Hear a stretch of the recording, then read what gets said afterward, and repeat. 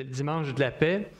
Stéphane a bien dit, je ne réutiliserai pas ses propres mots, mais il nous a dit que cette paix trouve sa source en Dieu, trouve écho en nous, pour ensuite se répercuter dans les actions, dans notre vie avec la société, la communauté et dans le monde. Aujourd'hui, je vous ouvre une fenêtre sur le travail international du MCC. Je vous amène en voyage gratuitement. Moi, j'ai eu l'occasion d'aller visiter un des programmes internationaux du MCC. C'était au Guatemala. Est-ce qu'il y a des gens ici qui viennent soit du Guatemala ou d'Amérique latine en général? Je sais qu'il y en a. Levez donc la main, là, ceux qui viennent d'Amérique latine. OK, c'est bon. Ben, je pense que dans chaque église, il y a une bonne communauté latino-américaine. J'ai une question piège. Est-ce que le Brésil fait partie de l'Amérique latine? C'est toujours comme ça. Oui, non. Même Elisabeth ne peut pas répondre. Elle n'est pas du Brésil, mais elle parle portugais. Bref, on réglera ça une autre fois. Alors, j'ai ça. Oui, c'est à moi de... J'ai regardé Jérémie en arrière, puis il m'a fait signe de ses sourcils. C'est à toi de... Voilà. OK, parfait. Excellent. Bouteille d'eau MCC. Voilà. Il faut être équipé. Alors, réconcilier l'univers. Changement climatique et Guatemala. Ça, c'est le titre de quelqu'un qui ne savait pas du tout comment faire son titre. Il a tout mis ensemble. Réconcilier l'univers, c'est les mots exacts qu'on retrouve dans un passage dans Colossiens, Paul aux Colossiens qui écrit au chapitre 1, 17 à 20. Et c'est à moi de contrôler ça. Mais ça ne répond pas. Il peut y avoir un petit délai. Ah, OK, c'est bon. C'est bon, merci. Oui. Je vais lire le passage. Dieu a tout créé par lui et pour lui. Il existait avant toute chose et c'est par lui qu'elles sont toutes maintenues à leur place. Il est la tête du corps qui est l'Église. C'est en lui que commence la vie nouvelle. Il est le Fils premier-né, le premier à avoir été ramené d'entre les morts, afin d'avoir en tout le premier rang. Car Dieu a décidé d'être pleinement présent en son Fils. Et, par lui, il a voulu réconcilier l'univers entier avec lui. C'est par la mort de son Fils sur la croix qu'il a établi la paix pour tous, soit sur la terre, soit dans les cieux. Alors, réconcilier l'univers. Grand programme ce matin. Dans un autre épître, Paul utilise l'expression « ministère de la réconciliation ». Pour parler du mandat que les chrétiens ont, Paul parle du ministère de la réconciliation. C'est dans 2 Corinthiens 5, 18. Le motto ou le slogan du MCC ou la vision du MCC, c'est « Secours, développement et paix au nom du Christ ». J'aimerais proposer ce matin, faire un lien entre la réconciliation, le travail de la réconciliation qui commence en Dieu, puis l'expression qu'on vit de cette réconciliation dans le monde. Mais avant, je vais citer simplement deux passages bibliques qui évoquent le service aux autres, juste l'idée du service aux autres. D'accord?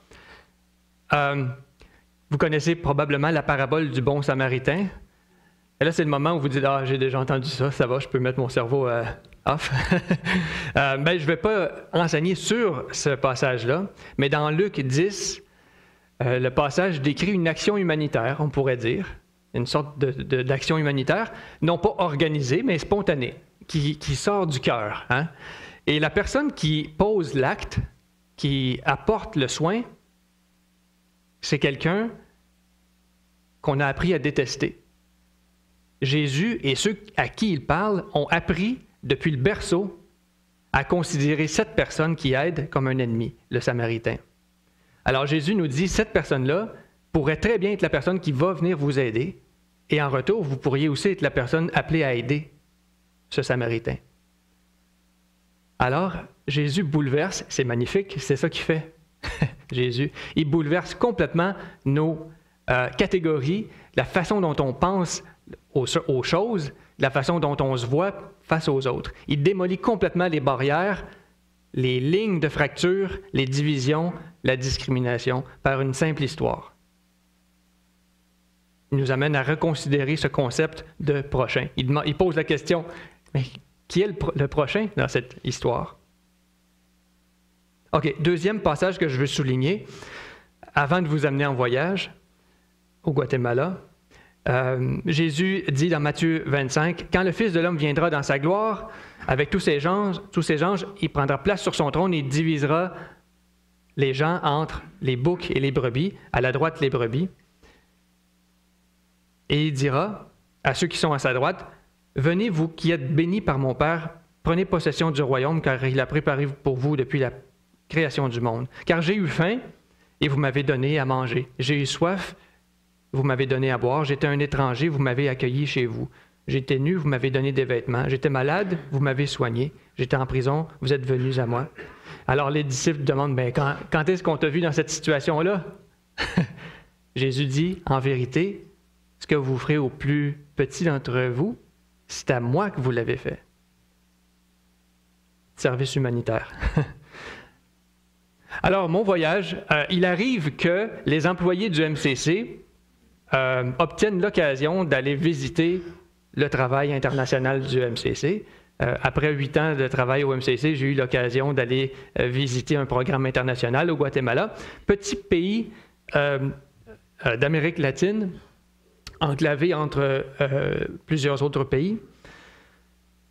Une sorte de paradis sur Terre, paysage magnifique, une température extraordinaire. Pas besoin de manteau là-bas. C'est le pays du printemps éternel, c'est ce qu'il nous disait. Puis c'est ce que j'ai vécu aussi. On est resté là à peu près une semaine. Mais on nous a incité à voir les contrastes, à regarder autour de nous pour voir les contrastes. Un pays de contrastes. Une certaine diversité ethnique dans ce pays-là, mais l'espagnol est la langue parlée par à peu près tout le monde, la langue commune en tout cas. Je vais vous montrer simplement un diagramme qui montre la diversité de la population. J'ai été surpris moi-même de voir à quel point l'origine ethnique était diversifiée. C'est un pays qui est autochtone, vraiment.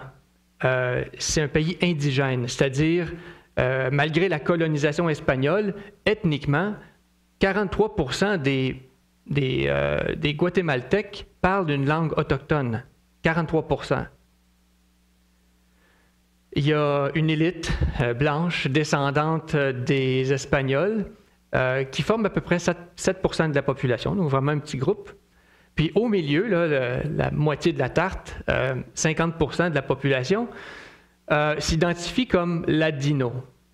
Alors, c'est un terme qui signifie simplement, c'est des Autochtones, mais qui ne parlent que l'espagnol, qui ont perdu contact avec la culture autochtone. Mais il y a quand même 43% des gens qui parlent premièrement une langue autochtone, en plus de l'espagnol, la plupart du temps. Alors, c'est un peu ça la complexité du contexte, une culture autochtone très présente, mais quand même une élite blanche de 7%, une élite espagnole, qui descendante des conquistadors, qui contrôle encore les destinées du pays. Alors, je vais développer un peu sur ça. Un pays extraordinairement riche et fertile, la végétation est impressionnante. On voit à quel point ça reflète l'abondance qui est en Dieu, la générosité qui est en Dieu, un sol qui est fertile. C'est un pays volcanique, alors une sorte de fertilité dans le sol. Donc, pays riche et fertile, mais où est la richesse? C'est un pays qui est pauvre, relativement pauvre, et inégalitaire, terriblement inégalitaire. Des grandes cultures céréalières, des grandes cultures agricoles, comme la palme, le sucre de palme, l'huile de palme, pardon, la canne à sucre, le café. Donc, un pays fertile. C'est un pays qui est incroyablement jeune. Un taux de natalité très, très élevé, plus qu'au Québec. j'ai visité une église là-bas, là, puis la pyramide est inversée par rapport à ce qu'on voit aujourd'hui. Beaucoup d'enfants, on se promène dans les rues, les enfants courent autour de nous, c'est un pays qui est jeune, les enfants sont nombreux, mais c'est aussi un pays qui est conservateur. Alors ça aussi, c'est un contraste.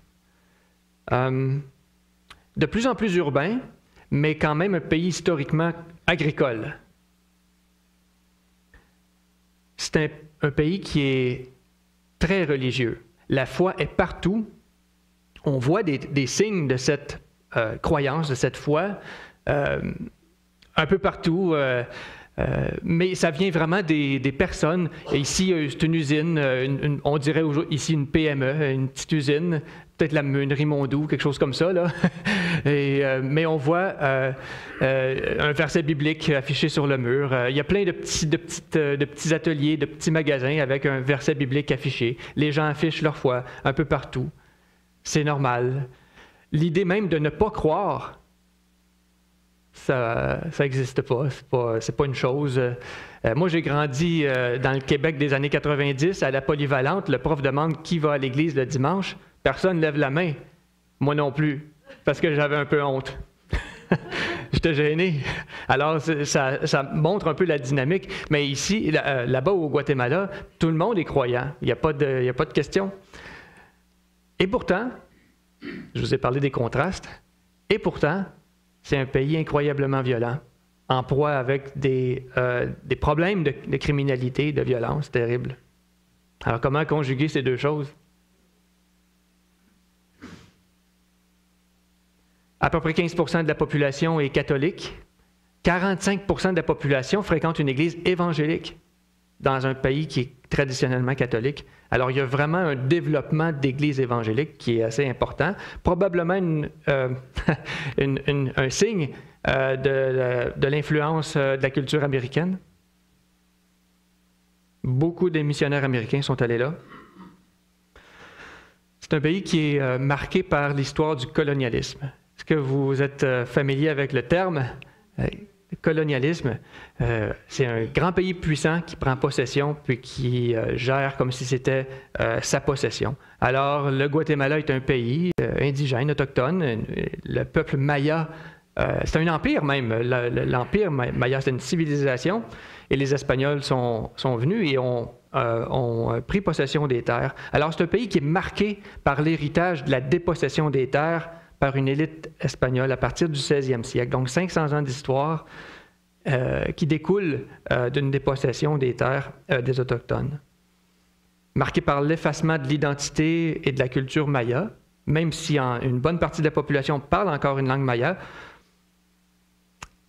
l'éducation repose sur la honte d'être autochtone. Je voyais des panneaux publicitaires, des publicités de parfums ou de shampoing, et la personne, le visage sur le panneau, c'est une personne qui ressemble plus à moi qu'à 93% de la population du pays. Ils ne sont pas sur les panneaux publicitaires, ils ne font pas partie de l'idéal qu'on présente, mais ils sont la majorité, ils sont le peuple. Effacement de l'identité de la culture maya. On me disait, il y a eu le bicentenaire du pays, il n'y a pas tellement longtemps. Il n'y a eu aucune célébration. Pas de fête. On se rappelle encore, nous, du 400e anniversaire de la Ville de Québec. Il y a eu des célébrations. Le gouvernement a mis un peu d'argent, un peu de budget pour organiser des choses, des célébrations. Je me souviens du moulin à images de Lepage, là, au Vieux-Port de Québec. Alors, il y avait quelque chose, on célébrait quelque chose. Même si notre passé n'est pas idéal, il y a des histoires de violence aussi dans notre histoire. Pourtant, on est ensemble puis on se dit, bon, on va fêter. Là-bas, il n'y a pas eu de célébration pour le bicentenaire du pays. Et quand il y a eu des... Pardon? Est-ce que quelqu'un a dit quelque chose? Ah, OK, c'était juste un petit verre d'eau. Quand il y a eu des soulèvements indigènes, quand les communautés autochtones ont tenté de faire valoir leurs droits, il y a eu des répressions militaires. L'armée guatémaltèque a répondu par les armes. il y a eu des épisodes de génocide à plusieurs endroits dans des villages au Guatemala, dans les montagnes particulièrement. Alors la population vit avec un passé qui est lourd, des traumatismes même. Zara parlait de guérison des traumatismes. Le MCC commence à investir un peu dans ça. Les programmes du MCC là-bas concernent aussi cet héritage. C'est difficile d'imaginer l'avenir quand on doit vivre avec des injustices qui sont toujours conjuguées au présent, qui existent encore. C'est le dimanche de la paix. Comment est-ce qu'on peut parler de la paix si on ne tient pas compte de la réalité, des injustices et du chemin à parcourir aussi? OK. Toute cette pauvreté, cette misère, cette violence découle d'un système. C'est pas juste par malchance, c'est pas juste des crimes individuels qui sont perpétrés, c'est un système qui permet la poursuite de ces injustices-là. Un certain sociologue a parlé de anomia regulata, une sorte de chaos qui est régulé. C'est un chaos régulé, une sorte de... comment on dirait ça en français? Quelque chose sans loi. C'est une sorte de Far West, là, sans loi, mais régulé. Parce que la police existe, elle est là, mais elle existe pour protéger le privilège de certains.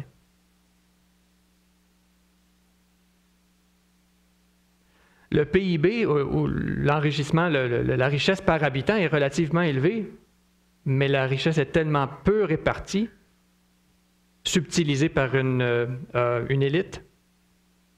Les services qu'on considère normaux ici sont privatisés là-bas.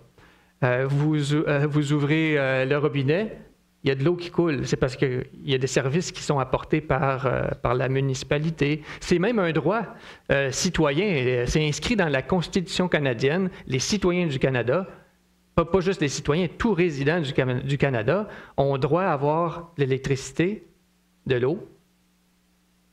On paye certaines taxes pour ça, mais c'est un droit. Là-bas, l'accès à l'eau est privatisé. Dans bien des régions, bien des endroits, même dans la capitale, dans certains quartiers de la capitale, les gens n'ont pas accès à l'eau potable.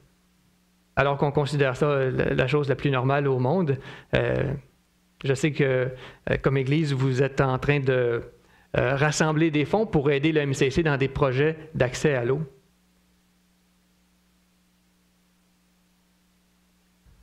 Et la sécurité est privatisée.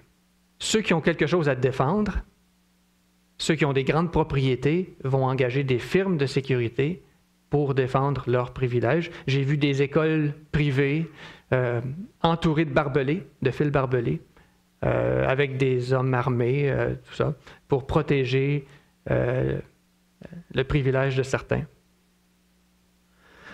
Comment ça peut fonctionner? Bien, la corruption est partout. À tous les échelons, à tous les niveaux de la politique, la corruption est là. Si quelqu'un veut un permis pour développer, il faut payer et on peut obtenir ce qu'on veut. Alors la corruption est partout.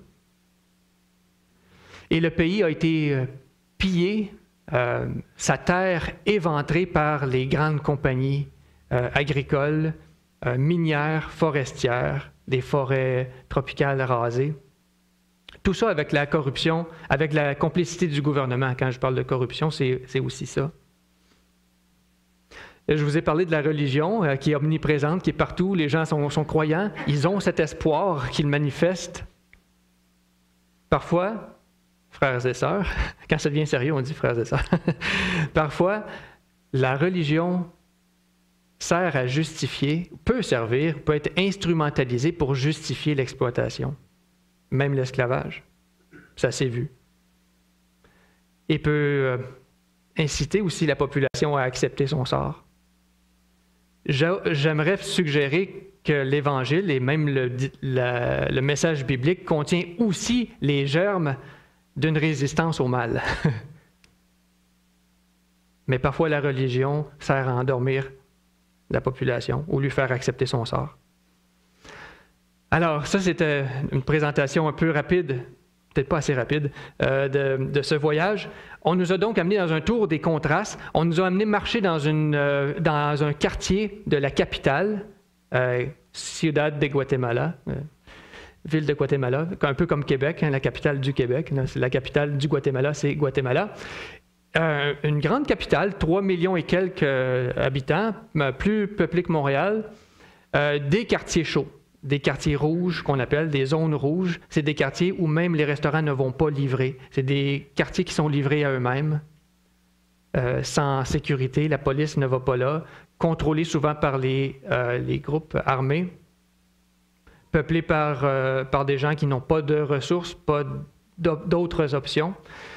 On nous a envoyés là. Conduits par des gens du quartier qui nous ont fait visiter, des gens qui ont grandi dans le quartier. Ça grouille de vie.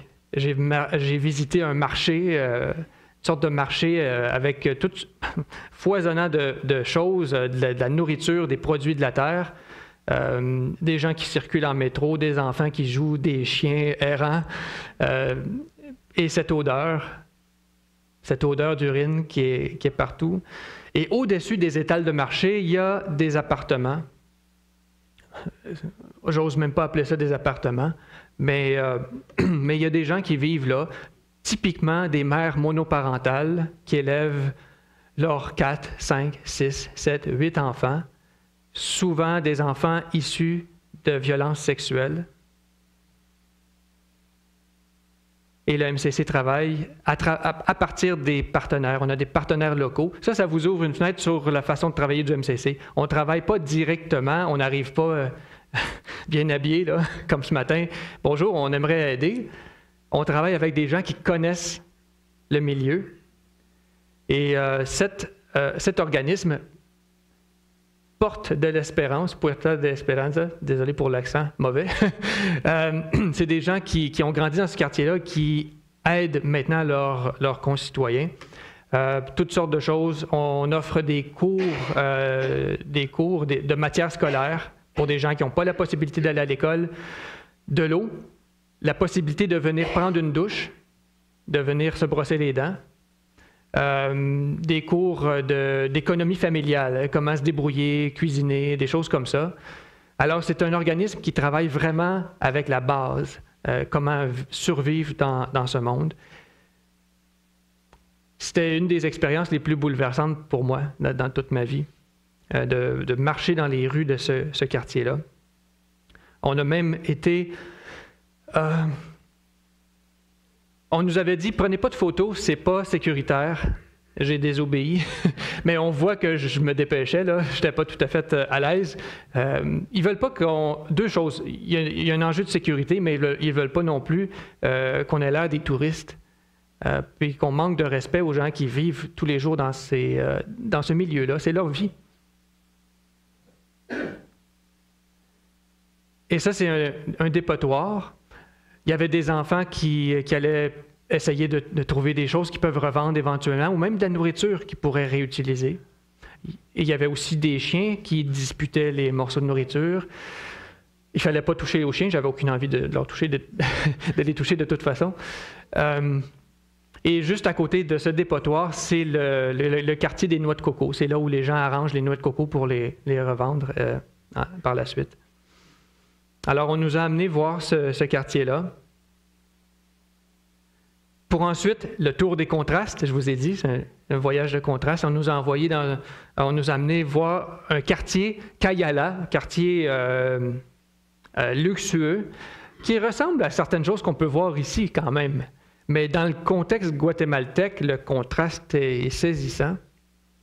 C'est des appartements, mais aussi des restaurants, des salles de concert. C'est un peu une sorte de villa de vie autonome, là. On ne peut y accéder que par véhicule. Donc, en principe, les gens des quartiers de la zone rouge, ils ne peuvent pas vraiment aller là. Ils n'ont pas de voiture. Puis, s'ils arrivent en moto, ils vont se faire arrêter par la sécurité privée. Alors, c'est vraiment une sorte de ville fermée, en hauteur, qui surplombe le reste de la ville, un peu la ville sur la montagne. C'est un quartier qui tente d'attirer essentiellement des Blancs. Toute leur mise en marché, parce que c'est un nouveau quartier qui a été bâti il y a quelques années seulement, puis ils cherchent vraiment à attirer une clientèle blanche. Leur publicité, essentiellement, c'est un jeu de mots à partir du mot blanc. C'est aussi la couleur des bâtiments, mais c'est vraiment un jeu de mots. Venez vous établir pour tourner une page blanche. Et les gens qu'on voit ressemblent plus à quelqu'un comme moi. Intéressant. C'est bonne question. C'est un personnage politique guatémaltèque issu de l'élite espagnole, donc du 7%. Là. Puis il tient dans sa main la clé. Et c'est un jeu de mots avec la publicité qu'ils ont mis en œuvre pour ce quartier-là. La clé du bonheur. C'est la clé du bonheur. Alors, c'est un peu cette mise en marché qu'on tente de voir. Je vais essayer d'aller un peu plus vite. On nous a donné un petit peu d'argent. Les gens là-bas, dans les quartiers de la zone rouge, à la fin de leur semaine, il leur reste à peu près 10 quetzales. 10 quetzales, c'est l'unité monétaire là-bas.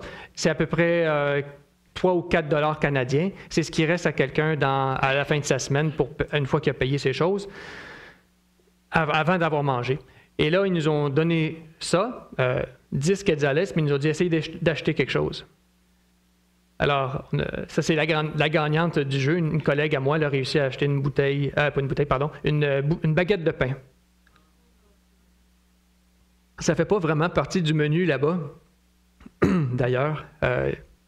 En langue maya, on m'a dit il n'y a pas de mot pour le pain. On dit tortillas étrangers. C'est cute quand même. Par la suite, on nous a amenés en voiture, en caravane, dans les montagnes du Guatemala, dans une région qui s'appelle Alta Verapaz. Merveilleuse région. Vraiment des beaux paysages. Et là, la culture maya est mieux protégée, mieux préservée. Il y a vraiment des communautés qui parlent une langue maya, le quechua, comme quelque chose, mais quechua. C'est une langue maya. Et il y a dans cette région, il y a plus de 100 églises ménonites quechua. C'est quelque chose, hein? Plus de 100 églises ménonites mayas qui se développent. Et le leadership de ces églises-là est très jeune et souvent féminin. J'en ai rencontré, on a eu des rencontres comme ça. Ils nous accueillaient toujours avec des tortillas, puis des choses à manger, puis tout ça. Puis... D'ailleurs, on mangeait ça 3 repas par jour. À la dernière journée, on a demandé des toasts au beurre de pinot. Là. Mais c'était bon, mais ça devient lourd, mais c'était très, très, très bon, très goûteux. Alors, vraiment un développement d'église ménonite impressionnant. Et plusieurs programmes du MCC qui travaillent directement avec les communautés autochtones là-bas, en partenariat avec les églises. Donc, un ministère de l'Église et avec l'Église. J'ai pris des photos à partir de la vitre. Ça ne fait pas des très bonnes photos, mais je trouvais que c'était beau parce que les gens ne savent pas qu'on est là quand on prend des photos de la voiture. J'ai visité une usine, une fabrique de café, une plantation, une fabrique de café. Lui, c'est moi, avec Hector, mon ami Hector. C'est un fermier maya. J'étais persuadé d'être très grand quand j'étais là-bas. C'est vrai, ils sont souvent un peu plus petits. Mais il nous a expliqué un peu comment ça se passait pour lui, l'impact des changements climatiques sur l'agriculture, sur leurs techniques agricoles. Ils tentent de trouver des nouvelles façons de s'adapter aux changements climatiques. Je vais vous expliquer ça un tout petit peu plus tard. On a visiter un centre éducatif, donc qui est là, le centre ménonite de San Juan Chamelco. C'est un centre d'éducation maya. Les programmes du MCC là-bas, c'est à peu près toujours la même recette. Quelques matières scolaires, des techniques agricoles, l'enseignement des techniques agricoles, non pas nord-américaines, mais traditionnelles, mais dans le contexte des changements climatiques. De l'éducation, économie familiale et éducation sexuelle. Est-ce que vous savez pourquoi je mentionne éducation sexuelle? Ça fait 3 fois que je le dis. dans une société marquée par le colonialisme, qui consiste à prendre le corps des femmes, est un objet de conquête. C'est un problème majeur. Beaucoup d'enfants nés hors relation ou hors mariage, on dirait, à cause des violences sexuelles. Alors, une façon de travailler, c'est d'éduquer les jeunes filles, non pas parce que c'est de leur faute, mais pour leur donner des outils intellectuels de dire non et de réclamer le respect. J'ai vu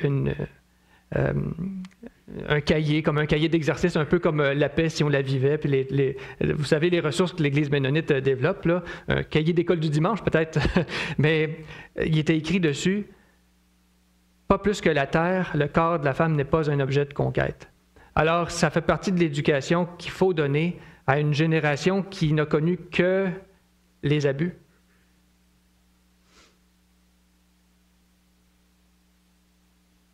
On en a profité pour prendre des photos. Ça, c'était des étudiantes, des jeunes étudiantes de ce centre-là. Ben, les deux personnes derrière, c'était des gens qui nous accompagnaient, des collègues du MCC. Ça, c'était beau. On est allé visiter la forêt tropicale humide plus haut dans les montagnes. Une immense forêt tropicale protégée. C'est un ministère ménonite. C'est des ménonites des États-Unis qui ont acheté les terres pour les redonner aux Autochtones. Puis ils ont fait une bâtisse, une belle bâtisse. C'est fait à la main. C'est juste les ménonites qui savent faire des trucs comme ça. Ils sont bons en construction. Hein. Alors, on a visité ça. Le directeur nous expliquait des choses vraiment fascinantes. Encore la bonne vieille recette des matières scolaires, d'éducation comme telle, classique, mais aussi d'éducation sur l'économie familiale, éducation sexuelle et de l'horticulture de montagne. Pour que de plus en plus les gens soient autosuffisants et ne dépendent pas des emplois offerts par les grandes compagnies agricoles. Alors, c'était une jeune fille Maya qui nous a parlé, en langue Maya d'ailleurs. J'ai appris un mot là-bas. Je sais dire merci en langue maya, en kekchi. Bantioche. Hein? C'est tout.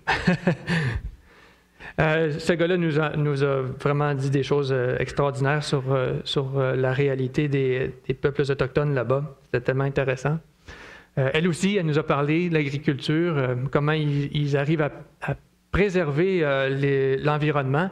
Entre autres, renverser le problème de la pollution des cours d'eau. Hein, les grandes compagnies minières et les grandes compagnies agricoles polluent les cours d'eau sans gêne, sans vergogne, vraiment, et ça a un impact sur les populations qui vivent dans les forêts.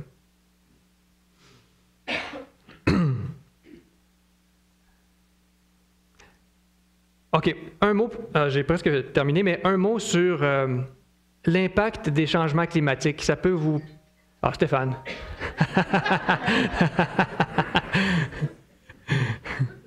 J'en profite pour prendre une gorgée.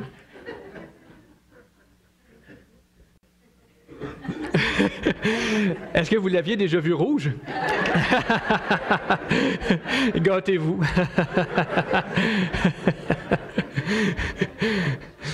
C'est bon, ça me donne une petite pause dans l'enseignement. Alors, je prends quelques instants pour parler de l'impact des changements climatiques. Désolé, c'est un sujet un peu aride, sans jeu de mots. Alors, il y a deux choses qui se passent. Les changements climatiques induits par l'exploitation de l'environnement ont déjà un impact sur l'environnement au Guatemala, mais il y a aussi l'impact des grandes compagnies, je l'ai déjà dit, agricoles, des grandes compagnies forestières qui rasent des forêts, qui polluent des rivières, etc. Essentiellement, c'est pas qu'il fait plus chaud nécessairement au Guatemala, c'est que les épisodes de pluie sont plus fréquents et plus abondants. Comment veux-tu gérer une récolte? Et les épisodes de sécheresse, entre ça, les épisodes de sécheresse sont plus longues et plus difficiles à gérer.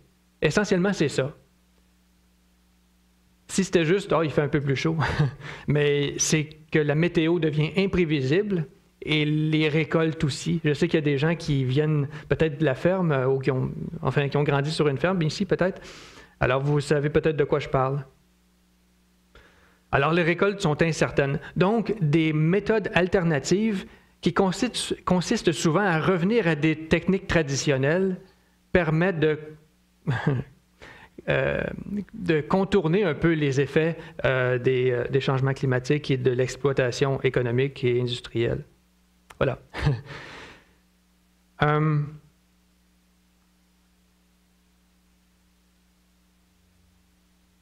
Quel est le lien? Peut-être que vous avez déjà vu le lien entre ce que je vous dis là et ce que je vous ai raconté au sujet de la ville, au sujet des quartiers urbains très pauvres de la capitale. Il y a un lien entre les deux.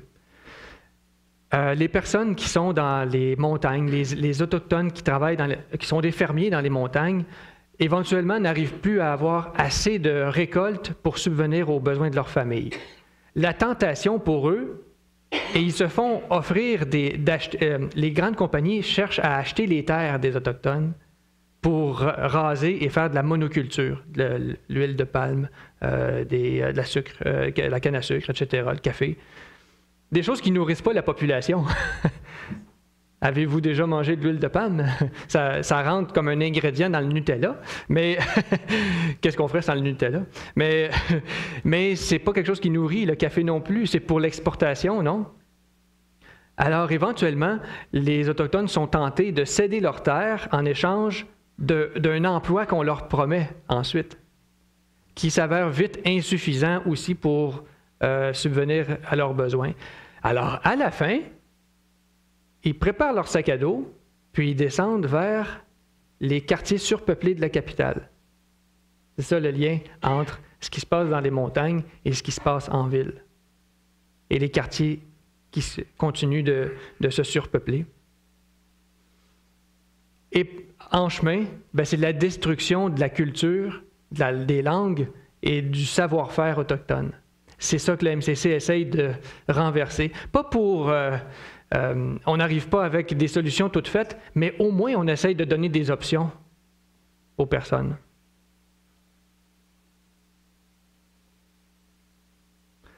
OK. J'arrive au bout préféré de Zara. J'avais pris une photo de cette jeune fille. Elle vendait des bijoux dans la capitale. Non, pas dans la capitale, dans la ville d'Antigua. Une belle ville. OK. Ouais, lui. Il nous a raconté, il nous a pointé dehors des oiseaux. Il dit, ces oiseaux-là, c'est des oiseaux qui viennent passer l'hiver dans les forêts tropicales du Guatemala. Mais l'été, ils font leur nid dans les forêts du nord du Québec, de l'Ontario, des provinces des prairies. Rendus à l'automne, on va les voir passer bientôt, ils font 6000 kilomètres pour aller s'établir et élever leurs enfants dans les forêts tropicales du Guatemala. Pas des bernaches, des petits oiseaux. C'est des petits oiseaux, j'ai noté les noms, la paruline rayée ou le goglu des prés. Aucun lien de parenté avec Alain. C'est une joke qui marche mieux à Sainte-Thérèse, là. C'est des oiseaux qui, depuis la nuit des temps, connaissent leur chemin. Ils survolent les frontières humaines pour aller s'établir dans la forêt tropicale. C'est beau, hein? Et quand on protège la forêt tropicale du Guatemala, ça se peut que ça nous aide, nous aussi. Martin Luther King, pasteur baptiste, champion des droits des Noirs aux États-Unis, disait dans les années 60, on mesure la qualité d'une société à sa façon de prendre soin des plus vulnérables. Ça ressemble aux paroles de Jésus, finalement. Ce que vous avez fait au plus petit d'entre vous, c'est à moi que vous l'avez fait. Alors, l'interdépendance des milieux. On est tous reliés les uns avec les autres et avec l'environnement. C'est ça le dimanche de la paix, c'est de se rappeler que Dieu nous a donné un mandat de réconciliation. Ça, la réconciliation, c'est le fil qui trace tout ce que je vous ai dit aujourd'hui. tout ce que le MCC fait concourt à donner la possibilité aux gens de se réconcilier les uns avec les autres. C'est le travail de paix. Alors, réconcilier l'univers avec Dieu et avec les autres signifie aussi de se préoccuper de notre prochain et de répondre activement aux blessures qui sont dans notre monde, comme le bon Samaritain le fait. À chaque fois que quelqu'un fait un don au MCC sur le site Internet du MCC, ou à chaque fois qu'une église me remet un chèque, moi, ce que je vois, c'est tout ça qui s'effectue de la part de l'Église et à travers les églises là-bas. Donc, il y a un dialogue entre nous, ici, à Saint-Eustache, et les gens qui sont dans les églises ménonites des montagnes d'Alta Verapaz au Guatemala. D'ailleurs, on leur a demandé, aviez-vous un message pour nous? Ils nous ont dit, on vous encourage, tout simplement. C'est ça qu'ils nous ont dit. J'ai gardé contact avec Hector, là. Voilà. C'est tout pour aujourd'hui. Je vous remercie de votre attention. À mon nom personnel et au nom du MCC Québec, et Zara qui est là ici. Merci de votre soutien, riche et précieux, comme toutes nos autres églises aussi. Bon dimanche de la paix.